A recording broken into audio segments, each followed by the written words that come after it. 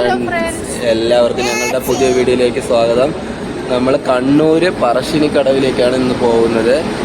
അതിൻ്റെ യാത്രാവിശേഷങ്ങളാണ് ഇന്ന് കാണാൻ പോകുന്നത് കേട്ടോ. വീഡിയോയിലേക്ക് പോകാം.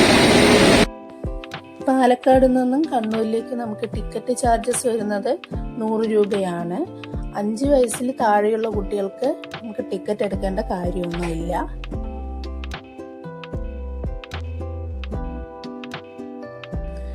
അങ്ങനെ ഞങ്ങൾ കണ്ണൂർ റെയിൽവേ സ്റ്റേഷനിൽ ഇറങ്ങിയിട്ട് അവിടുന്ന് ഒരു ബസ് കയറിയിട്ടാണ് നമുക്ക് പറശ്ശിനിക്കടവ് പോകേണ്ടി വരിക.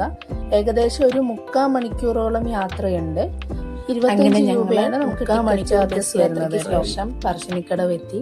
അപ്പോൾ അവിടുന്ന് ഒരു മോരും വെള്ളവും, തണുപ്പ് ചൂടൊക്കെ അല്ലേ, അപ്പോൾ മോരും വെള്ളവും നാരങ്ങ വെള്ളമൊക്കെ കുടിച്ചിട്ട് ഞങ്ങൾ അമ്പലത്തിലേക്ക് നടക്കാമെന്ന് വിചാരിച്ചു. തങ്കൂനും ഭയങ്കര ദാഹമുള്ളത് കൊണ്ട് അവളും കുടിച്ചു. കുറച്ചു ദൂരം നമുക്ക് നടക്കാനുണ്ട്. നടക്കുന്നതെന്ന് പറഞ്ഞു കഴിഞ്ഞാൽ നമുക്ക് ഇറക്കമാണ്. അപ്പോൾ പോകുന്ന വഴിക്ക് നമുക്ക് പർച്ചേസ് ചെയ്യാനുള്ള ഒരുപാട് സാധനങ്ങൾ അവിടെ വിൽക്കാൻ വെച്ചിട്ടുണ്ട്. ഫുള്ള് നമുക്ക് കുത്തനെ ഇറക്കമാണ്. അതിനിടയ്ക്ക് ഇങ്ങനെ ചെറിയ അമ്പലങ്ങളിലും കാവുകളും ഒക്കെ കാണാം. അപ്പോൾ അവിടുന്ന് പ്രസാദമൊക്കെ വാങ്ങിയിട്ട് വേണം നമ്മൾ അമ്പലത്തിലേക്ക് പ്രവേശിക്കാനായിട്ട്. അതേപോലെ തന്നെ നമ്മളുടെ മുത്തപ്പൻ്റെ വാഹനമായിട്ടുള്ള നായ വരെ നമുക്ക് അമ്പലത്തിൻ്റെ പരിസരത്തുമായിട്ട് കാണാൻ സാധിക്കും. പിന്നെ ഞങ്ങൾ പോയത് ഞായറാഴ്ചയായിരുന്നു. ഞായറാഴ്ച ആയതുകൊണ്ട് തന്നെ ഒരുപാട് തിരക്കുണ്ടായിരുന്നു. തിരക്കെന്ന് പറഞ്ഞാലും പോരാ, ഭയങ്കര തിരക്കായിരുന്നു. അപ്പം ഞങ്ങൾ അമ്പലത്തിലേക്ക് നല്ല തിരക്കാണെങ്കിലും ഞങ്ങൾ പ്രവേശിച്ചു. അങ്ങനെ ഈ പറശ്ശിനി മുടപ്പുര ശ്രീ മുത്തപ്പൻ എന്നുള്ള ബോർഡ് കാണുമ്പോൾ തന്നെ നമുക്കൊരു ഭയങ്കര സന്തോഷമാണ്. ഇതാണ് നമുക്ക് അമ്പലത്തിൻ്റെ ഊട്ടുപുര. ഇവിടെയാണ് അന്നദാനം കാര്യങ്ങളൊക്കെ കൊടുക്കുന്നുണ്ട്. പക്ഷെ ഞങ്ങൾ അന്നദാനത്തിനൊന്നും നിന്നില്ല. കാരണം എന്താ വെച്ചാൽ ഭയങ്കര തിരക്കായിരുന്നു. വൈകുന്നേരം തന്നെയായിരുന്നു ട്രെയിന്. അപ്പം അതുകൊണ്ട് നമുക്ക് ക്ഷേത്രത്തിനകത്ത് കയറി നമ്മൾ ഒരു തവണ പ്രാർത്ഥിക്കുന്നതിന് വരെ 2 പ്രാവശ്യം പോയി ഞങ്ങൾ ചുറ്റി വന്ന് പ്രാർത്ഥിച്ചു. പ്രത്യേകം ശ്രദ്ധിക്കുക, നമുക്ക് അമ്പലത്തിനകത്തേക്ക് വീഡിയോ ഫോട്ടോസ് ഒന്നും എടുക്കാൻ സാധിക്കുന്നതല്ല. അമ്പലത്തിന് പുറത്ത് എവിടെ വേണമെങ്കിലും നമുക്ക് വീഡിയോ എടുക്കാം, ഫോട്ടോ എടുക്കാം, എല്ലാം ചെയ്യാം.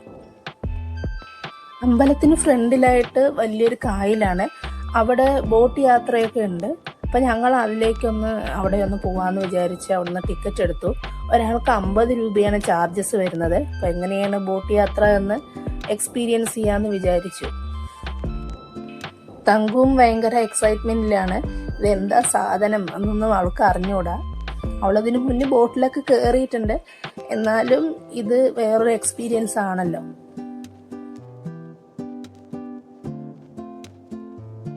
അങ്ങനെ നമ്മളുടെ ബോട്ട് എടുത്തു ഗൈസ്. 1/2 മണിക്കൂറാണ് നമുക്ക് ബോട്ട് യാത്ര വരുന്നത്. 1/2 മണിക്കൂർ കൊണ്ട് നമ്മൾ പോയി തിരിച്ചെത്തുന്നതായിരിക്കും. നല്ലൊരു എക്സ്പീരിയൻസ് തന്നെയായിരുന്നു നമുക്ക് ഈ ബോട്ട് യാത്ര. ഒരു 1/2 മണിക്കൂർ ഒരു റിലാക്സേഷൻ കിട്ടുന്ന പോലെ തോന്നും.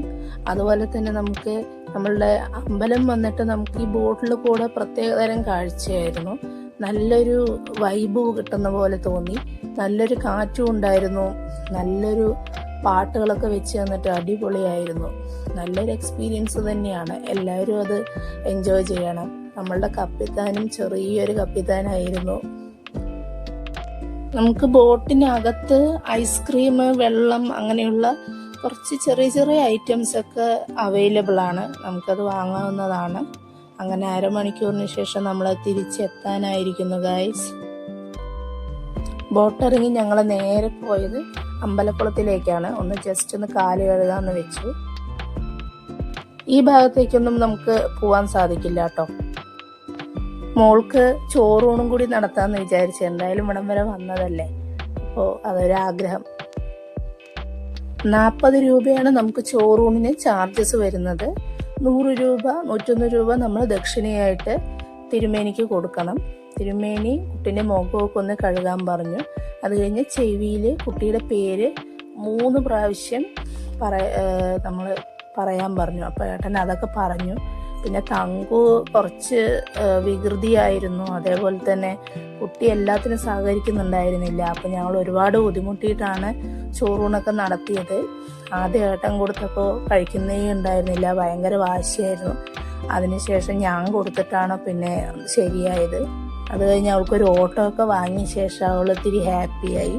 പിന്നെ ഞങ്ങൾ അവിടുന്ന് അമ്പലത്തിൽ നിന്ന് നേരെ വന്നത് സ്നേക്ക് പാർക്കിലേക്കാണ്. പറശ്ശിനിക്കടവിന് എത്തുന്നതിന് കുറച്ച് മുന്നായിട്ടാണ് സ്നേക്ക് പാർക്ക്. ഞങ്ങൾ വന്നത് ഓട്ടോയിലാണ്, ബസ് വെയിറ്റ് ചെയ്തില്ല.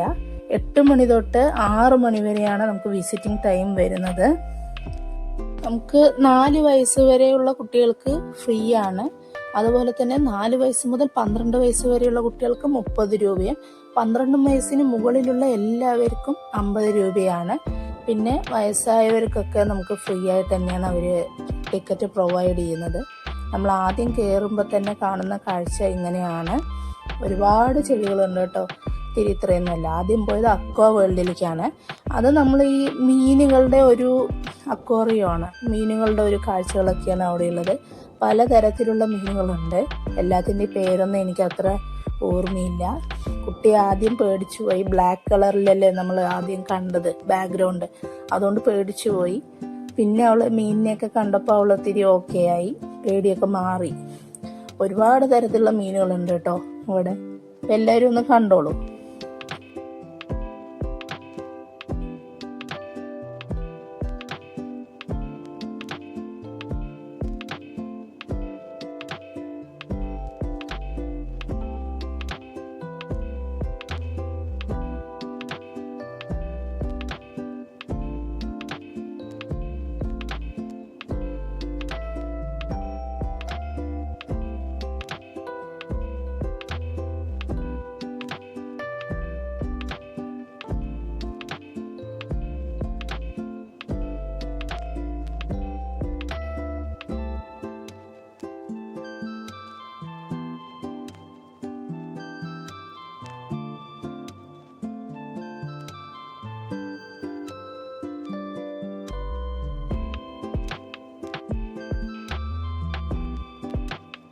അങ്ങനെ ഞങ്ങൾ അക്വാ ഫിഷ് കണ്ടു കഴിഞ്ഞു ഗൈസ്. അത് കഴിഞ്ഞ് നമ്മൾ പോകുന്നത് കാട്ടുപൂച്ച, മുള്ളൻപന്നി, മരപ്പട്ടി, അങ്ങനെ ഒരുപാട് വെറൈറ്റീസ് ഓഫ് അനിമൽസിനെയാണ് നമ്മൾ കാണാൻ പോകുന്നത്.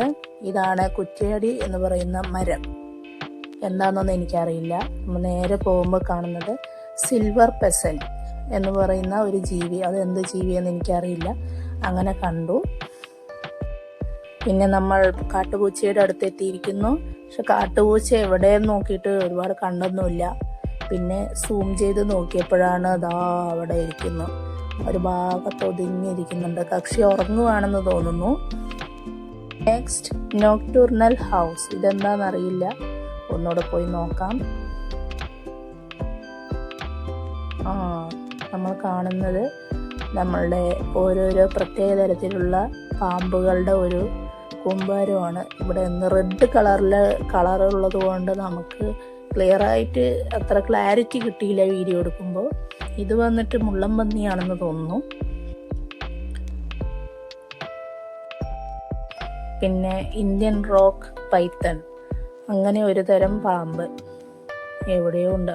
അതായിരിക്കുന്നു. എല്ലാവരും കാണുന്നുണ്ടോ ഗൈസ്?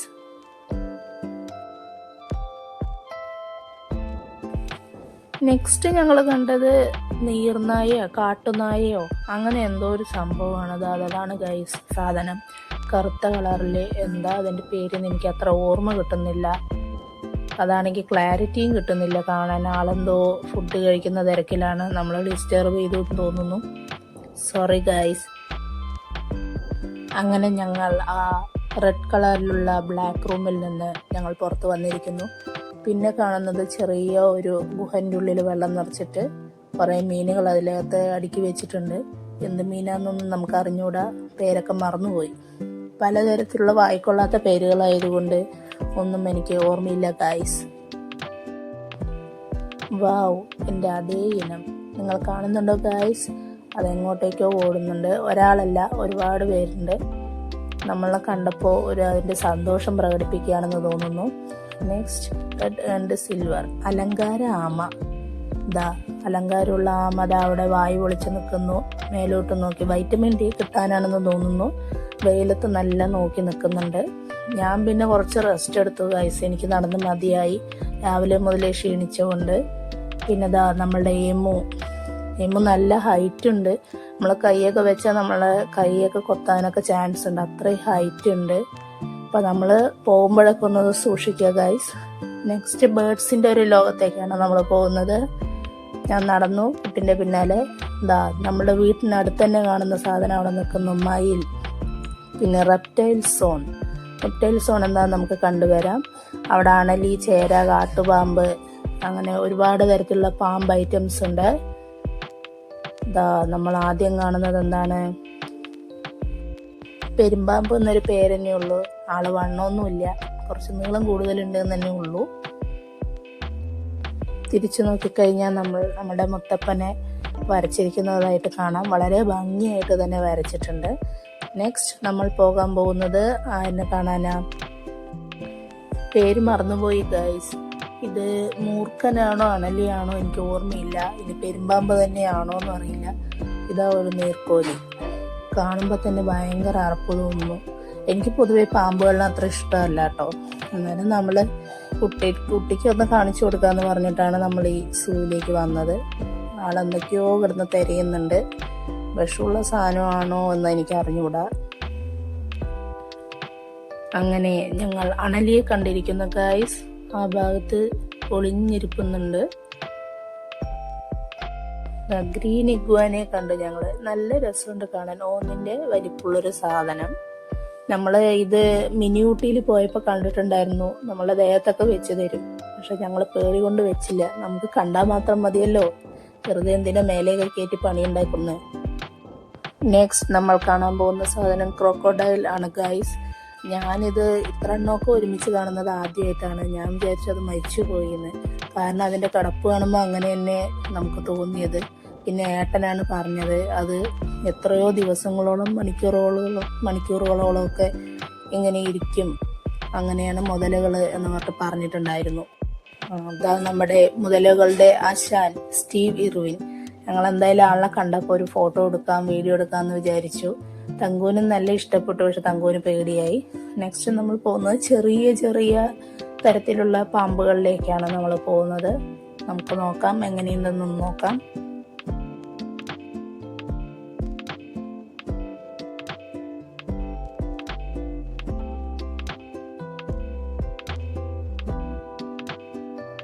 നെക്സ്റ്റ് നമ്മൾ പോകാൻ പോകുന്നത് കോബ്ര ഹൗസിലേക്കാണ്. അതേപോലെ തന്നെ അവിടെ രാജവെമ്പാലി ഉണ്ട് എന്നാണ് പറയുന്നത്. നമുക്കൊന്ന് പോയി നോക്കാം.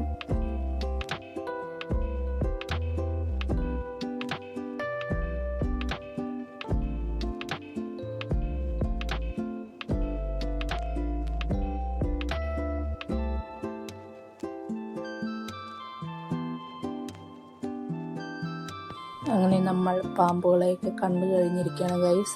അതിനുശേഷം നമ്മളൊരു തവള സന്യാസിയെ കണ്ടിരിക്കുന്നു. തങ്കു അതെന്താണെന്നറിയാതെ കുറച്ച് പേടിച്ചു പോയിരിക്കുന്നു. പിന്നെ നമ്മൾ ഒരു ചെറിയൊരു ഗുഹ, അതിനകത്ത് മീനും എല്ലാം കൂടി കണ്ടു. എല്ലാം കണ്ട് ഞങ്ങൾ ക്ഷീണിച്ചു ഗൈസ്. മതിയായി. Tata bye bye.